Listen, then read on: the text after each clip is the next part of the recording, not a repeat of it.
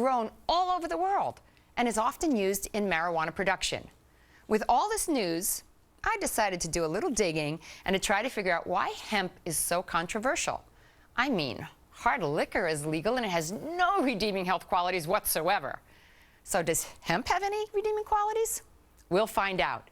With us is the author of Cancer, Step Outside the Box, Ty Bollinger. Hi, Ty. Thanks for being with us. Thank you, Carol. One of the really incredible things I was reading about in your book was hemp. Yeah. Marijuana, basically. Right. Tell us the history of hemp, because I found this quite unusual. Well, hemp has the reputation now as being this evil weed. But the medicinal history of hemp is quite fascinating. Back as far back as the 1930s, there were medicinal hemp tinctures in almost every pharmacy in the United States. Hang on, I want to go even further back. Yeah.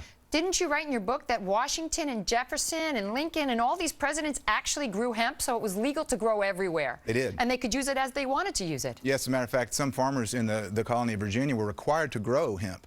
And so it's such a good fiber, very good for making clothes, a lot of different industrial uses for hemp. Ford thought it was strong enough to make a car out of it, and he did. It was as strong as steel. Yeah, one of the first Model Ts was actually made from hemp, and it ran on hemp fuel. And then the enemy of hemp was William Randolph Hearst. With paper. Well, yeah, Explain with newspapers. That. Well, hemp is a much more efficient way to make paper. In 1 acre of hemp, you can do 10 times the amount of paper than 1 acre of trees. So why did he want it outlawed? Because he owned thousands of acres of forest that when he owned paper. So this was a political thing. It had really nothing to do with hemp itself. Exactly. It really didn't. It was more about the money. It was more about eliminating the competition. And so that's why hemp was demonized and thought of as this evil weed. They put out propaganda films like Reefer Madness and so forth to make people afraid of hemp. When in reality, that's one small use of hemp, the recreational use, which is we call it marijuana. But that was a slang term that they developed to make people afraid of it. Oh, heck, Mary Jane, doobies, everything. I mean, they've got a lot of slang terms for it. So in the 1930s, they made tinctures. What were they making the tinctures for, and why were they doing these tinctures? Well, I mean, the medicinal uses of hemp are just numerous. The hemp helps, well, we can talk about the cancer effects of hemp, but it helps with inflammation. It's very anti-inflammatory. It helps with seizures. It's very effective with PTSD for the vets that are coming back that have post-traumatic traumatic stress disorder. Mm-hmm. Very effective at treating that. It's an anti-inflammatory.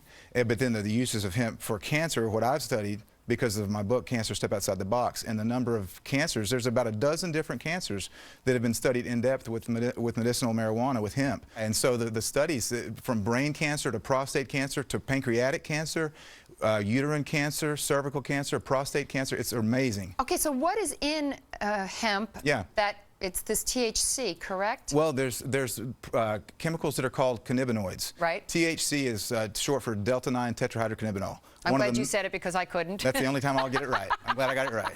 So that's the one THC is the one cannabinoid that everyone's familiar with. That's the one that's psychoactive, and that's the one that gets you high if you smoke it. Okay. But there's other cannabinoids. One is called CBD, cannabidiol, and it's very medicinally used. There's no psychoactive component of CBD. So what do? Extract these to make tinctures, or you can make tea out of? You can make tea. You can eat it. It's a great superfood. You're into raw. A lot of people use raw hemp in their superfoods. Well, do you get high off of hemp if you eat it as a superfood? No, well, or just the seeds. You've got to heat the THC to make it become psychoactive. So people that eat the plant, they put in a smoothie.